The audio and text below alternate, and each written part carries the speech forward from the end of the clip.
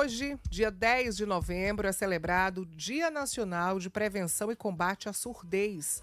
A data ela foi criada pelo Ministério da Saúde em 2017 para alertar a população sobre os riscos e a importância de cuidar da audição.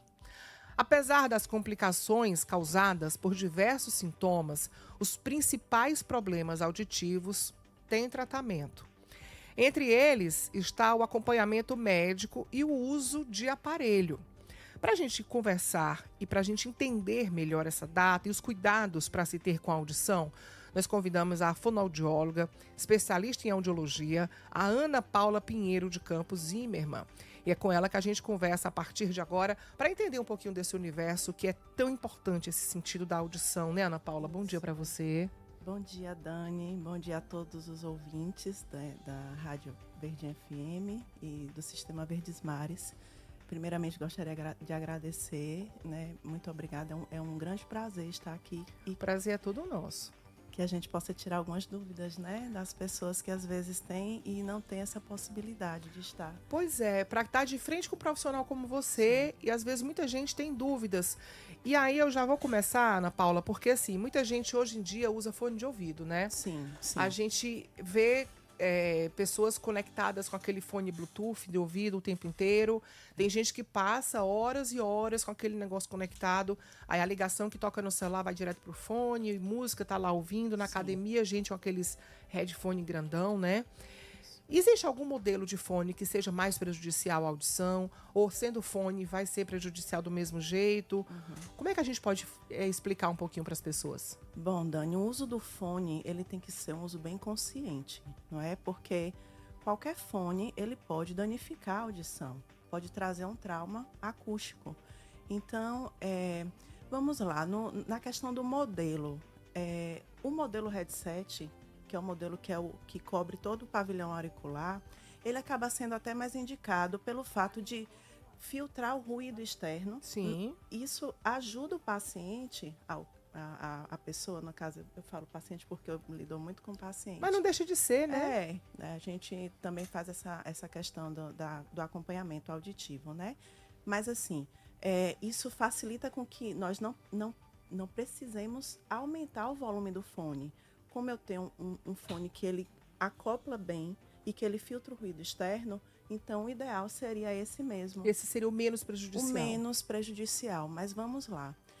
Esse fone ele tem uma capacidade máxima de volume e o ideal é que seja até, no máximo, 60% da capacidade do volume total.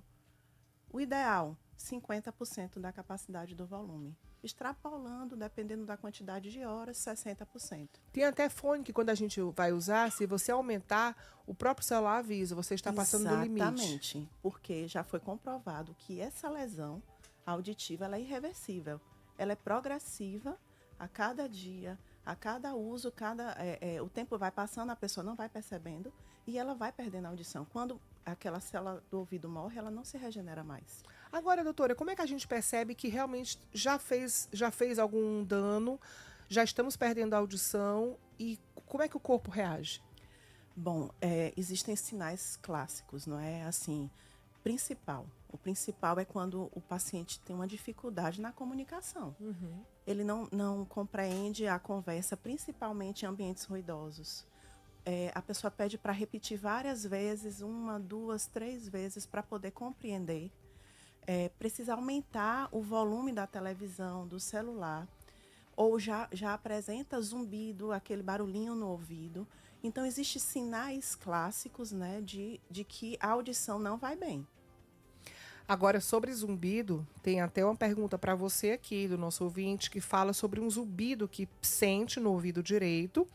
E quando aperta embaixo assim da orelha, é como que o zumbido parasse. Ou se virar o pescoço, o zumbido para também. Mas normalmente é um zumbido que dura o tempo inteiro, como que fosse uma espécie de cachoeira, de queda d'água, que não para. Tem alguma explicação para isso? Dani, o zumbido ele é multifatorial, não é? Então, geralmente ele não tem uma causa só. Ele pode ter outros fatores, além da perda auditiva. Problemas metabólicos, até uma disfunção da ATM. Então, assim, tem que se fazer uma avaliação bem minuciosa e descartando as possibilidades, né? Então, no caso, primeiramente, procurar um otorrino que é o profissional especialista na audição, que vai direcionar melhor quais são os exames que ela deve fazer. E também ver a questão como é que está a saúde do ouvido no sentido de que se existe uma pressão negativa no ouvido, uma perfuração, se existe cera no ouvido. Então, assim, o zumbido ele é multifatorial. Né? Ele pode estar associado a problemas metabólicos de pressão alta. Então, assim, realmente tem que ter uma avaliação e muitas vezes essa avaliação é multiprofissional. Entram vários profissionais para tentar diagnosticar. Né? Sim. E o aparelho auditivo é uma dessas terapias que entra no combate ao zumbido. O aparelho auditivo é curioso, porque hoje em dia ele é muito pequenininho, né? Tem muito discreto também. Sim, sim. Eu costumo, uma vez eu brinquei com um colega que ele estava com um fone Bluetooth, sim. E eu falei assim, o fone Bluetooth de hoje, ele chega a ser muito maior do que o aparelho auditivo. É sim. Não é? Isso. Então, assim, os aparelhos auditivos hoje em dia, eles diminuíram em tamanho, mas aumentaram na tecnologia. Não é? Então, assim, eu entrei aqui, acho que você nem percebeu, mas eu estou com um aparelho auditivo. Mas você está usando, você tem perda auditiva? Eu tenho uma perda auditiva, leve, a moderada do lado direito. Realmente não dá para perceber, é muito pequeno. Não dá para perceber, mas eu vim justamente para mostrar. Trouxe aqui também, não sei se vai dar para ver, mas eu vou segurar aqui. Então, os aparelhos auditivos parece um fonezinho, bem miudinho. Esse é cinza.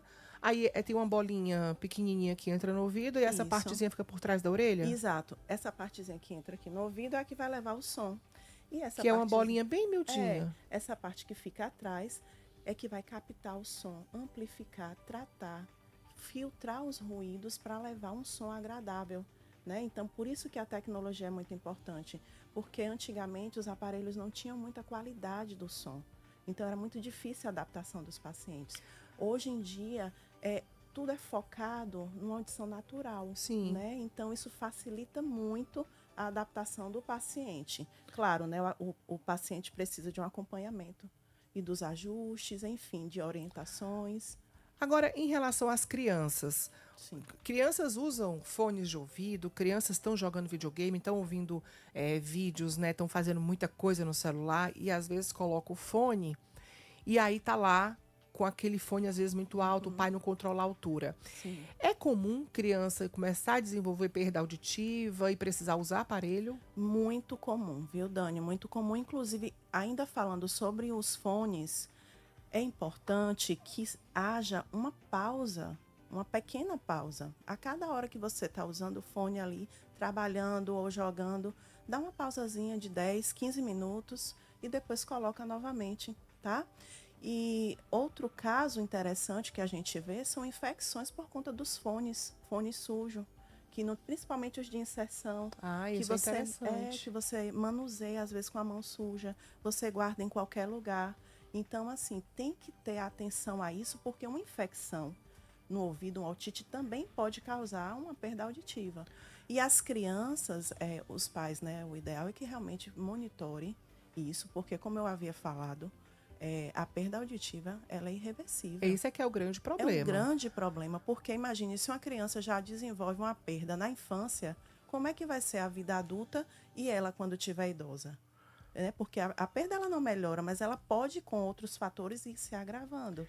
Então, muita atenção ao uso do fone. Olha, o nosso WhatsApp está aberto, tem mensagem chegando aqui. A nossa ouvinte fala o seguinte: ouvindo a profissional falar sobre fone de ouvido e higiene, me preocupou, porque ela falou de um problema que pode ser desenvolvido com a otite. Sim. E os fones de ouvido que são compartilhados? No meu trabalho, as pessoas compartilham fone de ouvido. Nossa. Aí é um problema, né? Muito grande. O fone ele é de uso pessoal. Ele não pode ser compartilhado. Entende? Porque você não sabe se a pessoa está com a bactéria, se está com algum fungo. Então, isso pode ser passado, a não ser que haja uma higienização com álcool. Mas, assim, eu preferiria não correr o risco. E ela deve estar falando aqui daquele fone que entra no ouvido. Nossa, pior. Não, eu não indico, não. Eu imagino assim, que é uma empresa, é isso? que eu acho que o custo-benefício para a empresa é melhor ter um fone para cada funcionário. Isso não pode ser compartilhado se for aquele outro modelo, que é tipo headset, Sim, que chama? esse já facilita mais. Mas Porque não deve. Não deve. Porque você pode ali fazer uma higienização com álcool. Mesmo assim, há um risco.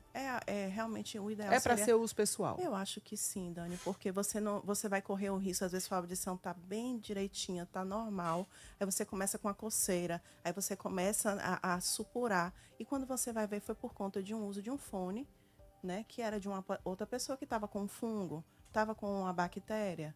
Então, assim, o ideal é que o fone realmente seja de uso individual. É. Agora tem aqui, eu fico pensando também, como é que a gente pode fazer, porque uma vez eu estava conversando com uma amiga e ela falando que não deixa o filho dela usar fone de ouvido quando está na internet, porque ela quer ouvir o que ele está ouvindo, por uma questão de proteção, de segurança, Sim. né? Não é nem sobre a audição.